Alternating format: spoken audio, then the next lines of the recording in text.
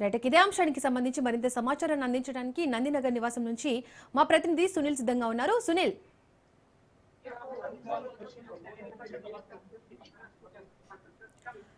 సునీల్, కేసీఆర్ విచారణ ఇంకా ఎన్ని గంటలు కొనసాగే అవకాశం ఉంది? డీటెయిల్స్ ఏంటి?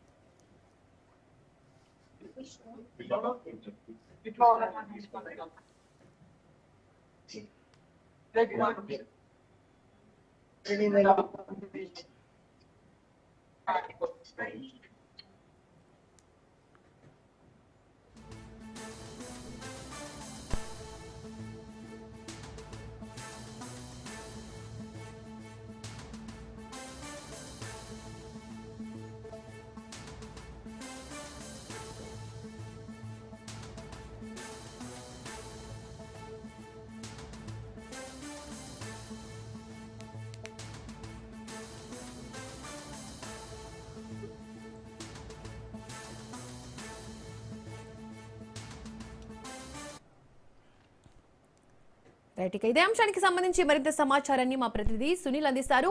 నందినగర్ నుంచి సునీల్, కేసీఆర్ విచారణ కొనసాగుతుంది, ఎప్పటి వరకు కొనసాగే అవకాశం ఉంది? పూర్తి డీటెయిల్స్ ఏంటి?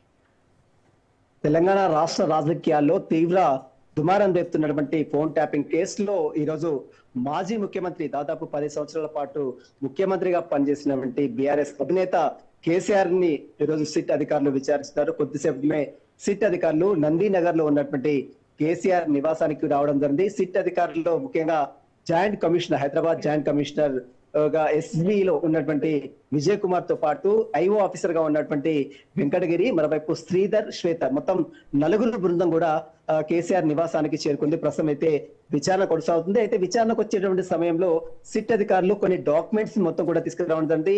మొదట చార్జ్ షీట్ దాఖలు చేసినటువంటి సమయంలో అరెస్ట్ అయినటువంటి ప్రణీత్ రావు కావచ్చు, భుజంగరావు కావచ్చు, అదేవిధంగా తిరుపతి అన్న, అదేవిధంగా రాధాకిషన్ రావు, శ్రావణ్ రావు, ఎస్ఐబి చీఫ్ గా పనిచేసినటువంటి ప్రభాకర్ వచ్చిన స్టేట్మెంట్లన్నీ బేస్ తీసుకొని మొట్టమొదటిసారిగా చార్జ్ షీట్ దాఖలు చేశారు. ఆ చార్జ్ షీట్ లో 6,000 పైగా ఫోన్లు ట్యాప్ అయినట్టు ఇప్పటికే అధికారులు నిర్ధారించారు. ఆ ఫోన్లకు సంబంధించిన వివరాలు, ట్యాపింగ్ సంబంధించినటువంటి ఎవిడెన్స్ తో పాటు ఇటీవల కాలంలో నిందితులు ఇచ్చిన స్టేట్మెంట్ కాపీస్ మొత్తం సైతము దాదాపు 2 బాక్స్ లో ఆ డాక్యుమెంట్స్ అన్ని కూడా సిట్ అధికారులు కేసీఆర్ నివాసానికి తీసుకురావడం జరిగింది. మరోవైపు కేసీఆర్ స్టేట్ మొత్తం కూడా వీడియోగ్రఫీ చేస్తారు.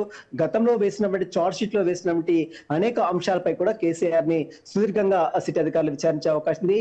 ఎస్ఐబి చీఫ్ ప్రభాకర్ రావు, గతంలో ఎస్ఐబి చీఫ్ గా పనిచేసినటువంటి ప్రభాకర్ రావు ఇచ్చిన స్టేట్మెంట్, ఒక పెద్ద ఆయన చెప్తేనే ఇదంతా చేశామని ఎవరైతే చెప్పారో ఆ పెద్ద ఆయన ఎవరు, ఆ పెద్ద ఆయన కేసీఆర్ ఏనా, మరి ఇంకెవరైనా అధినేత ఉన్నారా అన్న దానిపై కూడా పూర్తిగా ఆ విషయాలపై కూడా ప్రస్తుతం అయితే సిట్ అధికారులు ఈరోజు సుదీర్ఘంగా కేసీఆర్ ని విచారించే అవకాశం ఉంది. ప్రస్తుతం అయితే విచారణ అయితే నందీనగర్ లో ఉన్నటువంటి కేసీఆర్ నివాసంలో సిట్ అధికారుల విచారణ స్టార్ట్ అయింది.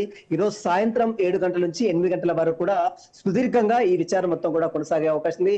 గతంలో నిందితులు ఇచ్చిన స్టేట్మెంట్ బేస్ చేసుకొని కేసీఆర్ ని అదే తరహాలో సిట్ అధికారులు ప్రశ్నించే అవకాశం ఉంది. గతంలో ఎస్ఐబి చీఫ్ గా పనిచేసినటువంటి ప్రభాకర్ స్టేట్మెంట్ కావచ్చు, మరోవైపు అరెస్ట్ అయినటువంటి ప్రణీత్ రావు స్టేట్మెంట్ కావచ్చు, తిరుపతి అన్న స్టేట్మెంట్ కావచ్చు, అదేవిధంగా శ్రవణ్ రావు ఒక ఛానల్ ఎండి ఇచ్చిన స్టేట్మెంట్ కావచ్చు, ఈ స్టేట్మెంట్ అన్ని కూడా ముందుంచి, డాక్యుమెంట్ అన్ని కూడా ముందుంచి కేసీఆర్ ని సుదీర్ఘంగా అధికారులు ప్రశ్నించే అవకాశం ఉంది. కేసీఆర్ స్టేట్మెంట్ మొత్తం కూడా మినిట్ టు మినిట్ మొత్తం కూడా వీడియోగ్రఫీ చేస్తారు. అతన్ని తెచ్చినటువంటి ఎలక్ట్రానిక్ ఐటమ్స్ మొత్తం కూడా రికార్డ్ చేయడానికి అనువుగా సెకండ్ ఫ్లోర్ లో, కేసీఆర్ నివాసంలో ఉన్నటువంటి సెకండ్ ఫ్లోర్ లో ఓపెన్ హాల్ లో, ఒక ఓపెన్ రూమ్ లో ఇదంతా కూడా అరేంజ్మెంట్ చేయడం జరిగింది. ప్రస్తుతం అయితే విచారణ కొద్దిసేపటిమే జాయింట్ కమిషనర్ గా ఉన్నటువంటి ఎస్బీలో ఉన్నటువంటి జాయింట్ కమిషనర్ విజయ్ కుమార్ నేతృత్వంలో ఈ విచారణ అయితే కంటిన్యూ కొనసాగుతుంది. ప్రస్తుతం అయితే విచారణ స్టార్ట్ అయింది.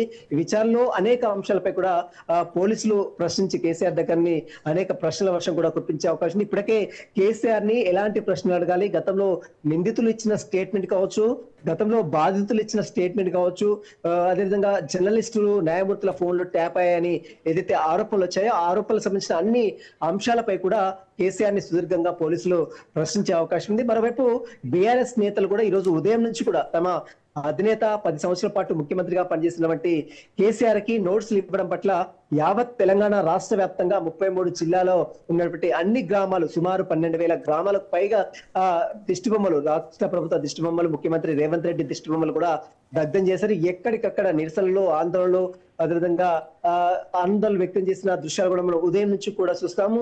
ఈ రోజు విచారణ స్టార్ట్ అయితే ఈ యొక్క నందీనగర్ లో ఉన్నటువంటి పరిసర ప్రాంతాల మొత్తం కూడా పోలీసులు తమ ఆధీనంలోకి తీసుకోవడం జరిగింది. ఎక్కడ కూడా ఎలాంటి ఇబ్బందులు తలెత్తకుండా, అవాంఛనీయ సంఘటనలు జరగకుండా, భారీగా బీఆర్ఎస్ శ్రేణులు మోహరించకుండా పోలీసులు అయితే పకడ్బందీగా బారికేడ్లు ఏర్పాటు చేశారు. ప్రతి చెక్ పాయింట్ వద్ద ఎవరిని కూడా అలో చేయలేదు. ప్రస్తుతం అయితే కేసీఆర్ నివాసంలో కేసీఆర్ తో పాటు హరీష్ రావు, మాజీ మంత్రి హరీష్ రావు తో పాటు కేటీఆర్, మరోవైపు ఆర్ఎస్ ప్రవీణ్ కుమార్ తో పాటు తన లీగల్ టీమ్ గా గతంలో తెలంగాణ అడిషనల్ అడ్వకేట్ జనరల్ గా పనిచేసినటువంటి రామచంద్రరావు కావచ్చు, బీఆర్ఎస్ లీగల్ టీమ్ గా ఉన్నటువంటి గండ్ర మోహన్ రావు కావచ్చు, వీరందరూ మాత్రం ప్రస్తుతం అయితే 5 బృందం అయితే లోపల ఉంది. ప్రస్తుతం అయితే విచారణ సమయంలో కేవలం కేసీఆర్ ఒక్కరిని మాత్రమే లోపలికి అనుమతించారు. ప్రస్తుతం అయితే 4తో కూడినటువంటి సిట్ బృందం విచారణ అయితే స్టార్ట్ చేసింది. 6,000 పైగా డాక్యుమెంట్స్, ఇప్పటికే 6,000 పైగా ఫోన్లు ట్యాప్ అయ్యాయని ఏది గతంలో దాఖలు చేసిన చార్జ్ షీట్ లో పేర్కొన్నారో అలాంటి అంశాలపై మొత్తం కూడా సుదీర్ఘంగా కేసీఆర్ ని సుదీర్ఘంగా సిట్ అధికారులు ప్రశ్నించి ఆయన స్టేట్మెంట్ మొత్తం కూడా రికార్డ్ చేసే అవకాశం ఉంది. ప్రస్తుతం అయితే సిట్ కార్యాలయంలో విచారణ అయితే స్టార్ట్ అయింది. కేసీఆర్ ని సుదీర్ఘంగా ప్రశ్నలు అడుగుతున్నారు. ఈరోజు సాయంత్రం వరకు ఈ విచారణ అనేది కంటిన్యూగా కొనసాగే అవకాశం ఉంది. మధ్యలో కొంత విరామం తీసుకున్నప్పటికీ కూడా ఇప్పుడే స్టార్ట్ అయింది కాబట్టి భోజనం చేశారు కేసీఆర్. ఫామ్ హౌస్ నుంచి తీసుకొచ్చినటువంటి లంచ్ మొత్తం కూడా ఇక్కడ కంప్లీట్ చేసి విచారణకు అయితే స్టార్ట్ చేయడం. మధ్యాహ్నం 3 గంటలకు స్టార్ట్ అయింది. 3 గంటల నుంచి సాయంత్రం 7 నుంచి 8 గంటల వరకు కొనసాగే అవకాశం ఉన్నట్లు కూడా కొంత సమాచారం తెలిసింది. గతంలో ఇదే కేసులో 160 సిఆర్పిసి నోటీసులు హరీష్ రావుకి ఇచ్చారు. సుదీర్ఘంగా 7 గంటల పాటు విచారించారు. ఆ తర్వాత కేటీఆర్ ని విచారించారు, 7:30 గంటల పాటు విచారించారు. ఆ తర్వాత సంతోష్ రావు, మాజీ ఎంపీగా ఉన్నటువంటి సంతోష్ రావుని విచారించారు. సుదీర్ఘంగా ఆయన స్టేట్మెంట్ కూడా నమోదిస్తున్నారు. వారి ముగ్గురు స్టేట్మెంట్ తర్వాత ఇప్పుడు మళ్ళీ 10 సంవత్సరాల పాటు ముఖ్యమంత్రి హోదాలో పనిచేసి మరోవైపు బీఆర్ఎస్ అధినేతగా ఉన్నటువంటి కేసీఆర్ కు నోటీసులు 160 సిఆర్పిసి నోటీసులు జారీ చేయడం, ఆ తర్వాత కొంత కేసీఆర్ సైతము చట్టానికి గౌరవించి చట్టానికి లోబడి తాను ఖచ్చితంగా చట్టాన్ని గౌరవించి అతను విచారణకు హాజరవుతానని 6 పేజీల లేఖను సైతము సిట్ అధికారులకు పంపించిన దృశ్యాలు కూడా మనం చూసాం. తన పరువు ప్రతిష్టలు దెబ్బతీసే విధంగా సిట్ అధికారులు ఇంటికి వచ్చి నోటీసులు అంటించడంపై కేసీఆర్ తీవ్రంగా మండిపడ్డారు. దీనికి సంబంధించిన విషయంలో ఖచ్చితంగా న్యాయ నిపుణుల సలహాలు కూడా గతంలో తీసుకున్నాడు. ఆ తర్వాత అన్ని తీసుకున్న తర్వాతే చట్టానికి లోబడి అతను ఈ రోజు విచారణకు హాజరవుతున్నట్టు కూడా కేసీఆర్ 6 పేజీల లేఖలో చాలా స్పష్టంగా పేర్కొనడం జరిగింది. ప్రస్తుతం అయితే విచారణ అయితే స్టార్ట్ అయింది. విచారణ కంప్లీట్ అయ్యేంత వరకు కేసీఆర్ ఖచ్చితంగా అతనికి సహకరిస్తానని గతంలో చెప్పాడు లేఖలో.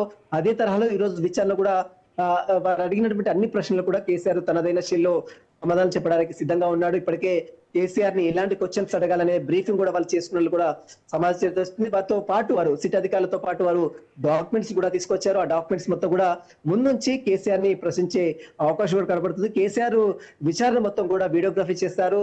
ప్రతి మినిట్ టు మినిట్ అతని యొక్క వాంగ్మూలం మొత్తం కూడా సేకరించి రేపు కోర్టులో ప్రొడ్యూస్ చేయడానికి ఇదంతా కూడా లీగల్ గా ఎలాంటి ఇబ్బందులు